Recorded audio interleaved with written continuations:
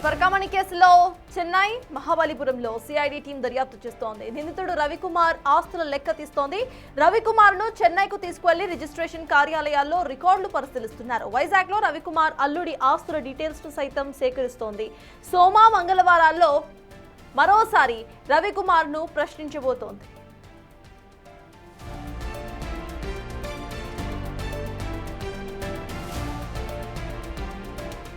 పరకామణి కేసులో Chennai మహాబలిపురంలో CID team దర్యాప్తు చేస్తోంది. నిందితుడు రవికుమార్ ఆస్తుల లెక్క తీస్తోంది సిఐడి టీం. రవికుమార్ ను చెన్నైకు తీసుకువెళ్లి రిజిస్ట్రేషన్ కార్యాలయాల్లో రికార్డులను పరిశీలిస్తున్నారు అధికారులు. వైజాగ్ లో రవికుమార్ అల్లుడి ఆస్తుల డీటెయిల్స్ ను సైతం సేకరిస్తున్నారు. సోమ మంగళవారాల్లో మరోసారి రవికుమార్ ను ప్రశ్నించబోతోంది సిఐడి.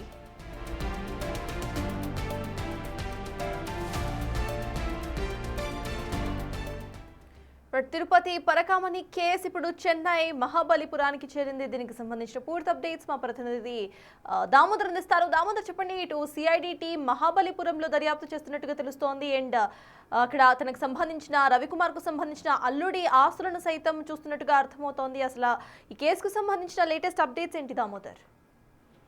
పరకామణి కేసుకు సంబంధించి ఈ రోజు రవికుమార్ తిరుపతిలోని పద్మావతి గెస్ట్ హౌస్ లో విచారణకు హాజరవుతారని ముందుగా సమాచారం వచ్చింది. అయితే నిందితుడు రవికుమార్ కి సంబంధించిన ఆస్తులు చెన్నైతో పాటు మహాబలిపురం, వైజాగ్ లో ఉన్నట్లు సిఐడి గుర్తించిన నేపథ్యంలో రవికుమార్ ను చెన్నైకి తీసుకెళ్లి అక్కడ రిజిస్ట్రేషన్ కార్యాలయాల్లో రికార్డులు పరిశీలన తర్వాత ఆయా ప్రదేశాలకు ఎక్కడైతే ఆస్తులు ఉన్నాయో వాటిని అమ్మాడా లేకపోతే ఇంకా అతనికి సంబంధించిన వారి పేరుతో ఉన్నాయా అన్న విషయాలను తెలుసుకోవడానికి సిఐడి బృందం అతన్ని చెన్నైకి తీసుకెళ్లింది. చెన్నైతో పాటు మహాబలిపురంలో కూడా అతనికి ఆస్తులు ఉన్నట్లు సమాచారం. వీటితో పాటు వైజాగ్ లో కూడా మరో టీం ఏదైతే దర్యాప్తు కొనసాగిస్తుంది. ముఖ్యంగా రవికుమార్ కు సంబంధించిన అల్లుడు వైజాగ్ కు సంబంధించిన వ్యక్తి కావడంతో అతని పేరిట కూడా చాలా విలువైన ఆస్తులు ఇతను పెట్టాడంటూ కూడా సమాచారం. ఈ నేపథ్యంలో అతని ఆస్తుల పరిశీలనకు కూడా వైజాగ్ ఒక టీం వెళ్లినట్లు తెలుస్తుంది. మొత్తం మీద 2 చోట్ల ఈ పరకామణి కేసులకు సంబంధించి విచారణ సిఐడి చేస్తుంది. దీంతో పాటు ఏదైతే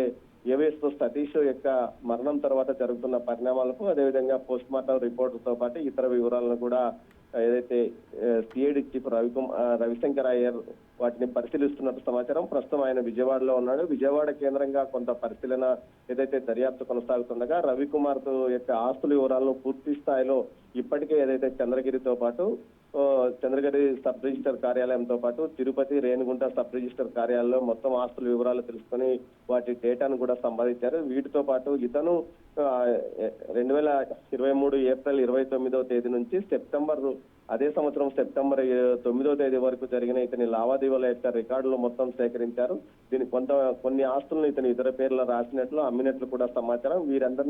వారందరితోనూ ఏదైతే ఆస్తులు కొనుగోలు చేసిన వారు కానీ అదేవిధంగా ఇతను ఆస్తులు రాయించిన వారి యొక్క వివరాలను కూడా సిఐడి సేకరించి దానికి సంబంధించి మొత్తం సమగ్రంగా ఒక రికార్డును తయారు చేసినట్లు సమాచారం. కొంతమంది కొనుగోలు చేసిన వ్యక్తులను కూడా పిలిపించి వారిని కూడా ప్రశ్నించినట్లు తెలుస్తుంది. వీరు సొంతంగా కొనుగోలు చేశారా లేకపోతే కొంతమందికి బినామీదారులుగా వ్యవహరించారా అన్న విషయంలో కూడా ఒక నిర్ణయానికి సిఐడి వచ్చినట్టు తెలుస్తుంది. దీంతో పాటు ఎవరైతే బినామీలుగా ఉన్నారో వారి యొక్క వివరాలను, వారి గతంలో ఉన్న ఆస్తుల వివరాలను, ప్రస్తుత ఆస్తుల వివరాలతో పాటు వారికి ఈ ఖరీదైన ఆస్తులు కొనుగోలు చేసే సామర్థ్యం ఉందా అన్న దిశలో కూడా విచారణ కొనసాగుతున్నట్టు తెలుస్తుంది. మొత్తం మీద ఈ కేసుకు సంబంధించి పూర్తి స్థాయిలో డిసెంబర్ 2వ తేదీ లోపల విచారణ పూర్తి చేసి ఏదైతే హైకోర్టుకు నివేదిక సమర్పించాల్సిన పరిస్థితుల్లో సమయంలో ఏదైతే ఏవిఎస్ సతీష్ కుమార్ విచారణకు వస్తూ గత శుక్రవారం అనుమానాస్పద స్థితిలో మరణించడంతో కేసు కొంత దర్యాప్తు కొంత మందగించిందని చెప్పవచ్చు. అయితే ఓవైపున